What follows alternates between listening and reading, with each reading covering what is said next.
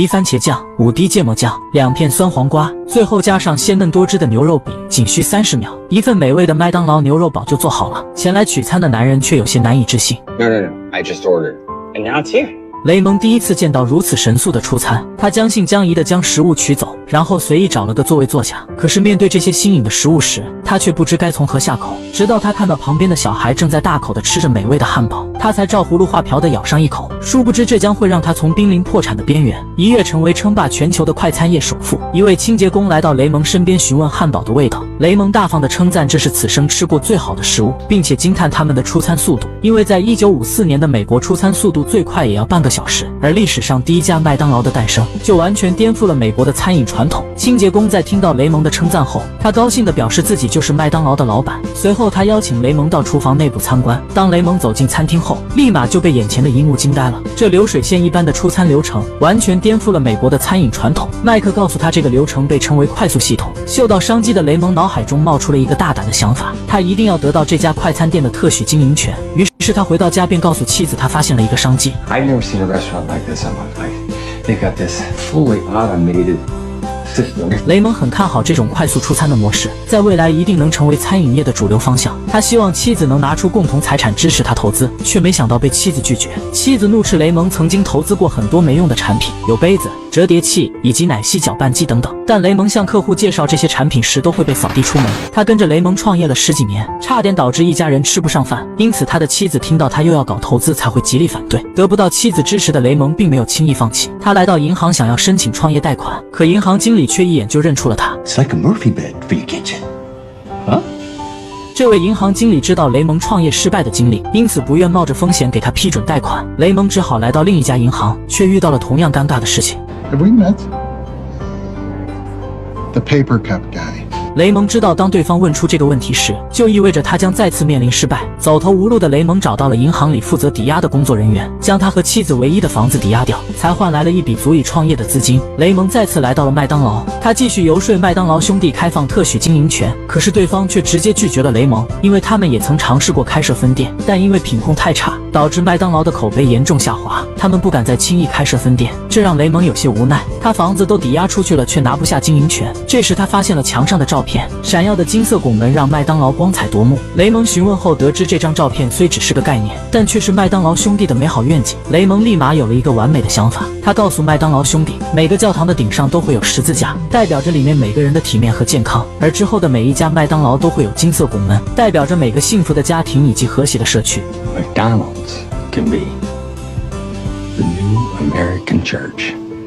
雷蒙给麦当劳赋予了文化属性，麦当劳兄弟也被雷蒙的这番话打动，他们同意给雷蒙开放特许经营权，但任何对于麦当劳的改动都需要经过他们的批准。接下来，雷蒙购买了一处地皮，开始设计图纸建造商铺。他计划在麦当劳里增加一个地下室和一个炉子，这在中西部的餐厅里属于标配。但迪克却直接驳回了他的请求，因为这与麦当劳现有的标准不同。他一气之下挂了迪克的电话，之后他又想与可口可乐达成合作，这会降低麦当劳的经营成本，却没想到再次被迪克驳回。对方认为这会让麦当劳成为绝对的商业运营，与麦当劳创立时期以家庭餐厅为核心的理念背道而驰。雷蒙气得在电话里与迪克大吵一架。 Why not? Because I have no interest in indulging in that sort of crass commercialism. It's not McDonald's.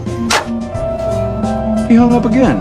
虽然雷蒙的很多想法都被驳回，但他的第一家麦当劳还是顺利开起来了。他与麦当劳兄弟一样，在店内严格的管理品控，无论大事小事都亲力亲为，每天都会忙到大半夜才会回家。无意间冷落了家中的妻子，他为了补偿妻子，决定在周末陪妻子参加宴会。在宴会上都是有钱有时间的富豪，雷蒙趁机游说这些有钱人给店铺投资。然而这些富豪只顾着打高尔夫球，对新店管理并不上心，导致品控变得一塌糊涂，做出来的汉堡远不符合麦当劳的标准。雷蒙拿着失败品去找富豪问责，可这些富豪却毫不在意，认为做出来的东西能吃就行。雷蒙意识到这些富裕的闲人并不是合适的合作伙伴，失去了投资使他再次陷入了迷茫。直到这天，他发现了一名推销员，这名推销员为了生活在努力的推销圣经。雷蒙在他的身上看到了当年的自己，于是他邀请对方加盟麦当劳开设分店，双方很快便签下合同。新店开业时，推销员与雷蒙一样在店内认真把握品控，他的妻子在店外给排队的顾客派发糖果。雷蒙对这一切都感到十分满意，这才是他心目中最理想的合作伙伴。晚上，他将分店的情况告诉妻子，他很喜欢这种夫妻互相合作经营的模式，可他的妻子却只是随意的附和，这让他想起妻子并不支持自己的事业，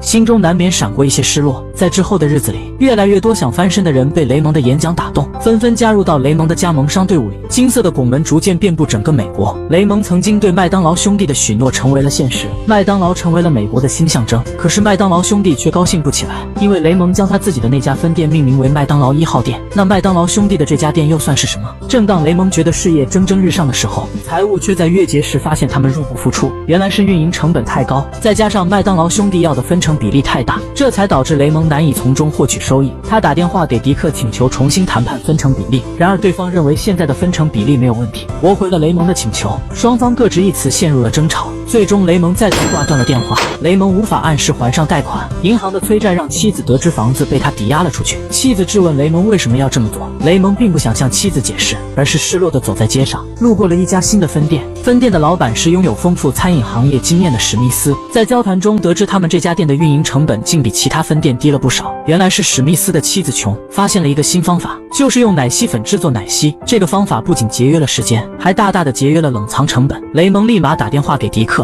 告诉他可以用奶昔粉制作冰淇淋，可迪克却坚决不同意。他反对在麦当劳的产品中添加科技与狠活，最后直接抢在雷蒙之前挂断了电话。这让另一头的雷蒙既生气又无奈。在面对银行发来的还款账单时，他迫不得已的到银行请求延期还款，并申请一笔商业贷款。然而雷蒙即使为开设麦当劳分店做了再多的努力，最终也因为这些分店的产权不在他的名下遭到银行拒绝。可雷蒙与银行经理的交谈被一旁的会计师注意到，他主动找到雷蒙，提出可以帮助雷蒙处理财务问题。在哈利查阅完账本之后，一针见血地指出了财务上的诸多问题。最关键的一点是雷蒙花费了太多时间在内部手续上，每一项对于店面的经营改动都要经过批准才能执行，但是这些申请却从来没有被批准过。哈利认为雷蒙可以另辟蹊径，从加盟商的分店选址下手。 You don't seem to realize what business you're in. You're not in the burger business. You're in the real estate business. 哈利告诉雷蒙，与其从1毛5的汉堡里获取可怜的1.4%的利润，还不如买下大量的土地，利用合作条款的限制，让加盟商只能租你的土地，分店还没开始营业，你就已经开始获得收益，从而得到稳定的前期收益，再用获取的收益进行扩张，最后形成正向循环。对于品控不达标的加盟商，停止土地租赁，从而控制加盟商的发展路线，间接架空了麦当劳兄弟，从根本上解决了经营问题。雷蒙采纳了哈利的建议，与金融机构合作收购了大量土地，顺利开启了地产公司。麦当劳也因为大量的资本涌入，让金色拱门变得家喻户晓。可是麦当劳如今的发展趋势让迪克嗅到了危机，他立马打电话想要制止雷蒙，可雷蒙却解释地产公司完全独立运营，并不属于合同规定的权限范围。 Anything relating to McDonald's is within our purview. You boys have full say over what goes on inside the restaurants. Your authority stops at the door and at the floor. 雷蒙的一番话让迪克无言以对。更离谱的是，雷蒙甚至买下了他们这间麦当劳所在的土地，这意味着雷蒙可以随时让他们搬离。而雷蒙也一跃成为了成功企业家，他开始向全国的麦当劳供应奶昔粉，这也让麦当劳兄弟收到了供货。雷蒙这一次触及了他们的底线，雷蒙违反了合同里的规定。迪克生气地让雷蒙停止这种不经批准的行为。 I have a far greater understanding of McDonald's than you two yokels. You will do as we say. No. You have a contract. You know, contracts are like hearts. They're made to be broken. 雷蒙找到一位律师，他要干掉当初和麦当劳兄弟签的那份合同，可律师却告诉他这可能要花费大量资金。然而雷蒙并不在乎，他甚至给麦当劳兄弟寄来一份新口味的奶昔粉，其中的挑衅之意不言而喻，这让两兄弟怒不可遏。他们给雷蒙打去电话，并恶语相向，指责对方鸠占鹊巢，想要夺走他们的梦想。 You are a leech, Ray. You are a professional leech. You know what I came up with, Mac? A concept. I came up with the concept of winning. While you two boys were content to sit back and be a couple of also-rans. I want to take the future. I want to win. And you don't get there by being some aw-shucks nice guy sap. There's no place in business for people like you. 雷蒙的话刺激到了麦克，他激动地表示一定会起诉雷蒙，可雷蒙却丝毫不慌。如今腰缠万贯的他有的是金钱和麦当劳兄弟好，他有着17个州的业务和地产，而麦当劳兄弟只有沙漠中的一个小汉堡店。麦克当场就被雷蒙气晕了。次日，雷蒙来到医院看望麦克，他他实际上还是想与两兄弟和解。他递给对方一张空白支票，让他们随便填，因为他想要直接买下麦当劳。而麦当劳兄弟此刻陷入了犹豫，因为他们深知自己已经无法打败雷蒙。最终，麦当劳兄弟以270万美元加上未来盈利1%的分红，将麦当劳卖给了雷蒙，双方就此达成了和解。迪克和雷蒙在洗手间相遇，迪克不解地询问雷蒙：“你在参观我们餐厅时就已经看到了完整的运营流程，但为什么不直接偷学？” Grab your ideas and run off, start my own business using all those ideas. Yours would have failed. How do you know? Am I the only one who got the kitchen tour? How many of them succeed? No one ever has, no one ever will, because they all lack that one thing that makes McDonald's special. Which is? It's not just the system, Dick. It's the name.